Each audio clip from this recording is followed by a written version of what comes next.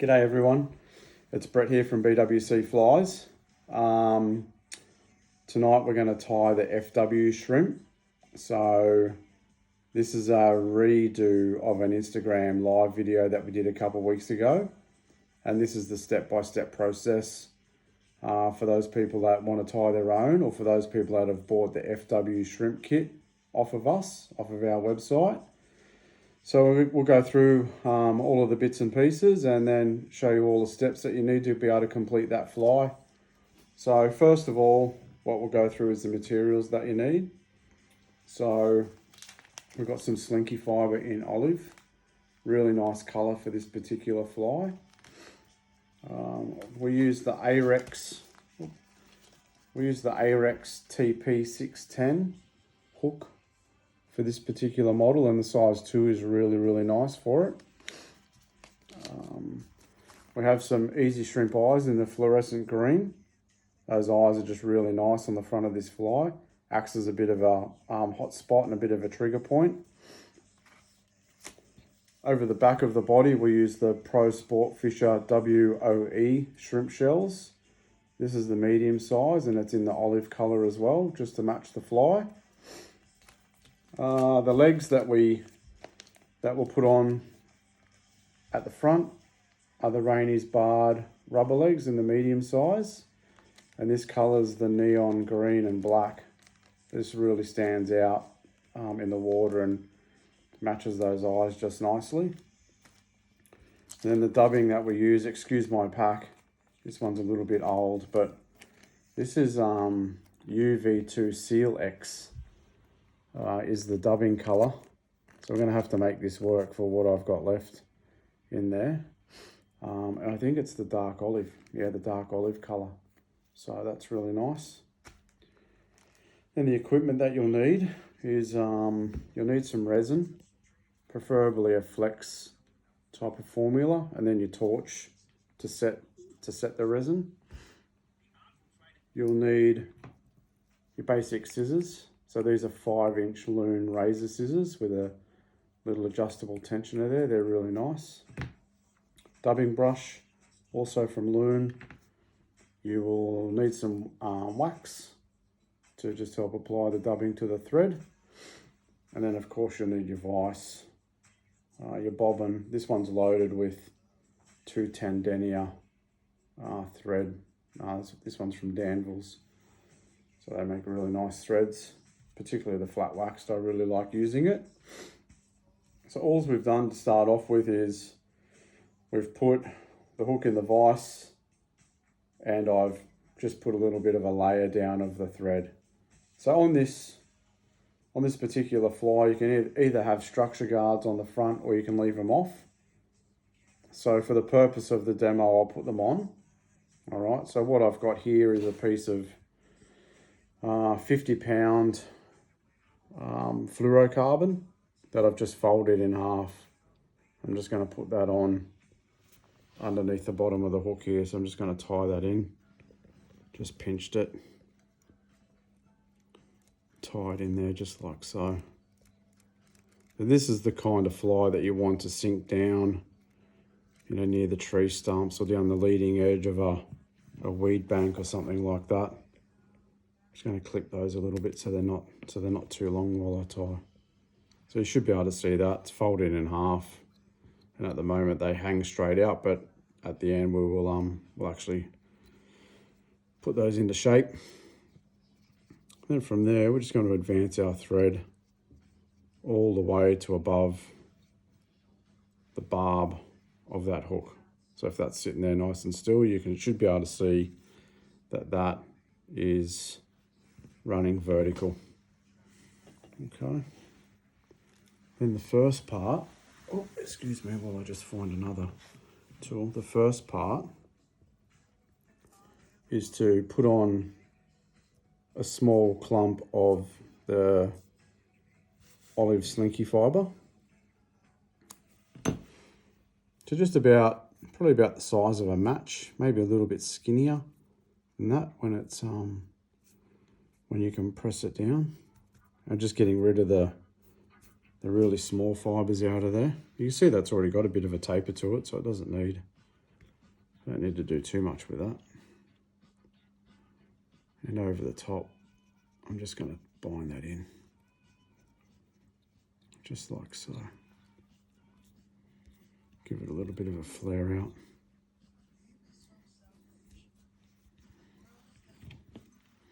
And what I like to do is actually just clip some of those little ones off the front there, just to give it just a tiny little bit more shape. Okay, from there we're going to put on the easy shrimp eyes. So I'll sit those over there. And if you haven't seen these before, these are a pair of eyes that are on the stalks already. So they're always at the same length, and then they're just a little platform here. So one side's flat, one side's got some ribs on it, so the thread bites into it just nicely. We want to position that just there, just so that the eyes are not too far away from the bend of that hook, so to speak.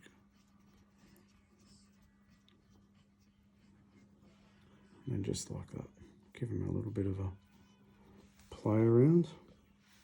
And you can see what I mean there. You can see that the eyes are pretty much in line with the bend of that hook shank. Okay, and that's where you want them to be. Not too far forward, not too far back. Use that as your indicator or as your marker. So we're going to put on a little piece of crystal flush, just for a little bit of flush at the front and to represent some little antennas. So one piece folded over the thread and bound down straight through the middle there. So it runs right in between the center of the eyes.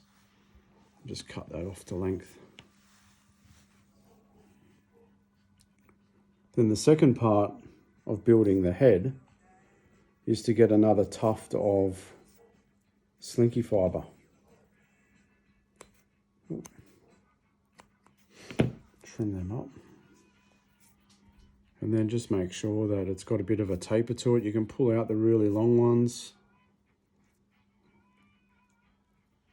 Just like so, that looks nice. And I like to just put that just a little bit longer than the bottom piece. Okay, we're going to bind that on just there like so. Okay. Then we're starting to form up that shrimp head just nicely. Just cut off. You can cut off a couple of little stragglers there, but without cutting your crystal flush off.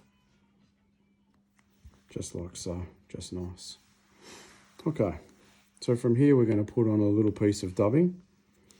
We want to form a little bit of a ball just here of dubbing, just so that the legs of the fly splay out. Okay. So a little bit of dubbing on there like so. When you're using your dubbing, just use little bits at a time. It tends to go a lot further, and you can manage your dubbing a lot easier if you're just using little pieces at a time. So you can see what I've done there. I've just created a little ball of dub, so to speak. And just might top him up just a little bit, just with a little bit more.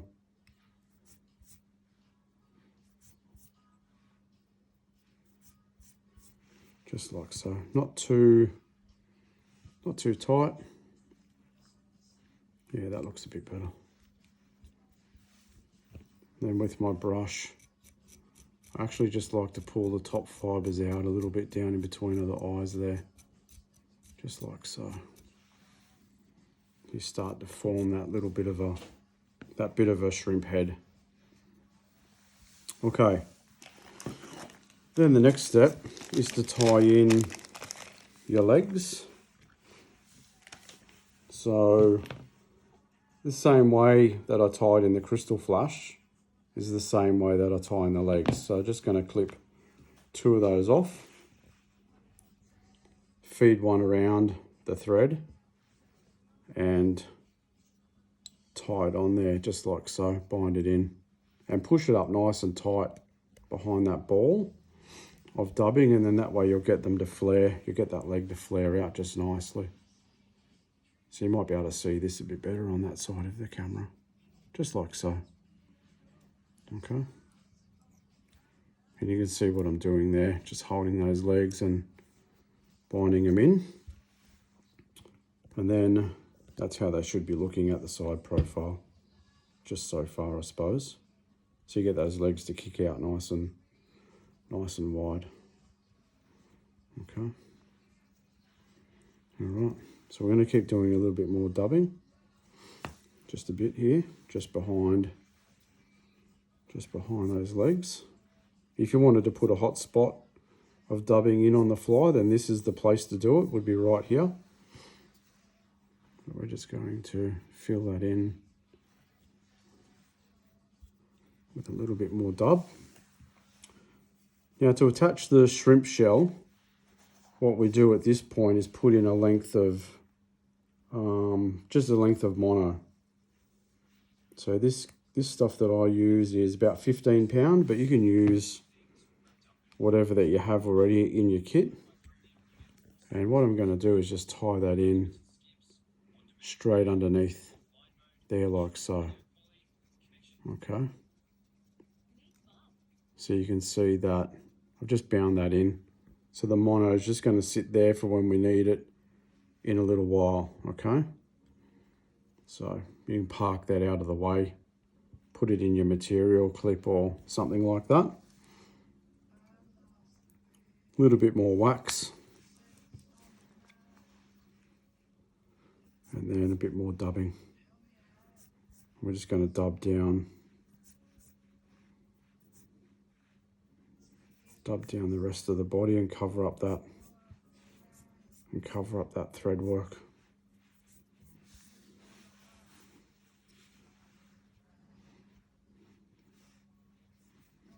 Okay. You don't have to put too much tension on that just there, because we're going to brush some of those fibers out and we want them to look like little shrimp legs underneath. And what I do when I get to this area here, I leave a little bit of a platform, roughly about the size of the hook eye.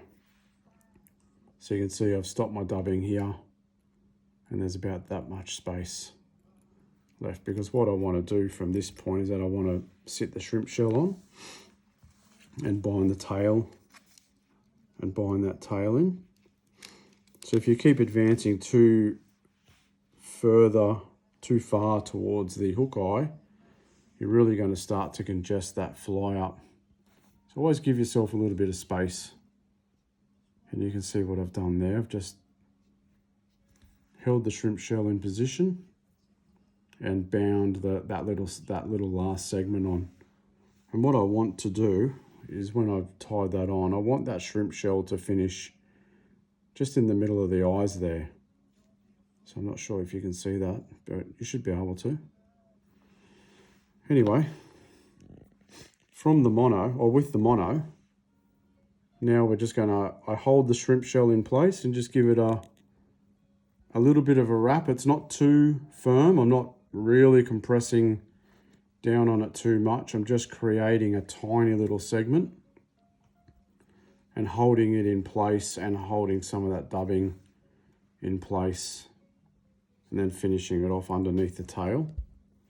Now at this point here, you can move that shell around just a little bit if you need to move it. So we'll clip that mono off, and I'm just going to whip finish this little area here, the head of the fly, just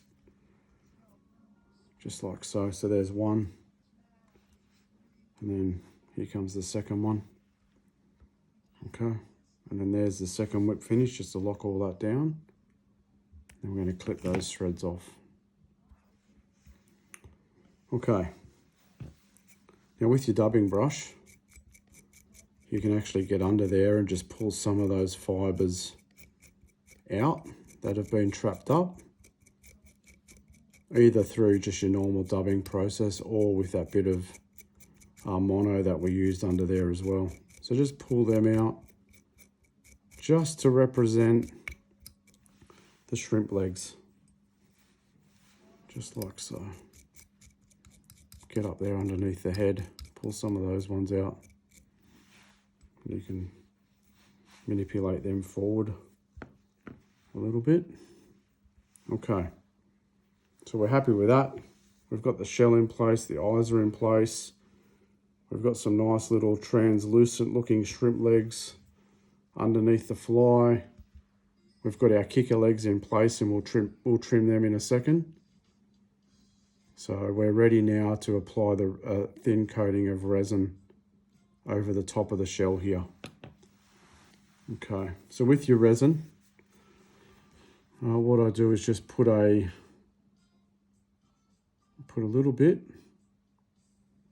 down through the middle there, like so. You don't want too much resin on this fly, you just want a little bit.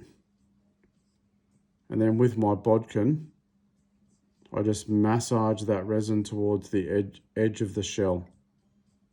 So you don't want it running off the edge and then down into the dubbing. Okay, just right to the edge. And you'll tend to find that the resin holds there in place as long as there's not too much on it, okay? And once you're happy with that, give that a bit of a set. You should be able to see maybe some of those UV reactive fibers in that dubbing. That's what makes this fly really nice as well. So you've got a bit of sparkle on the front, you've got UV reactive eyes, the legs light up, the fibers light up, the profile is nice. Just looks like a little freshwater shrimp. And that's really what we're trying to represent. It's a type of fly that you can just sink. You can sink down, down through vertical structure. That's what I like with it. Well, that's how I fish it. Just cover up those threads there with a little bit more of your resin as you move it around.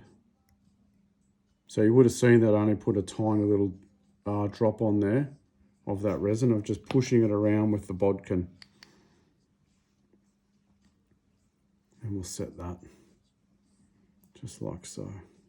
I've got a bit of a loose fibre there that we can just pull out.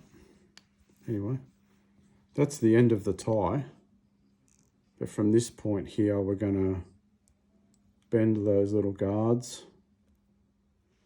Bend those little guards back so that they're almost vertical. You can put whatever strength of guard that you want on here. These ones are, that's 50 pound. You could put 30 pound hard mason or heavier if you wanted to, depending on the species that you're targeting and the structure. Or you can build this fly without those guards on there. Now then, just to trim the legs off, I just grab them all together. Make sure my crystal flash antennas aren't in there. And I like just to cut them a bit shorter than the mouth or the bottom of the head. Maybe just a little, maybe just a tiny little bit more.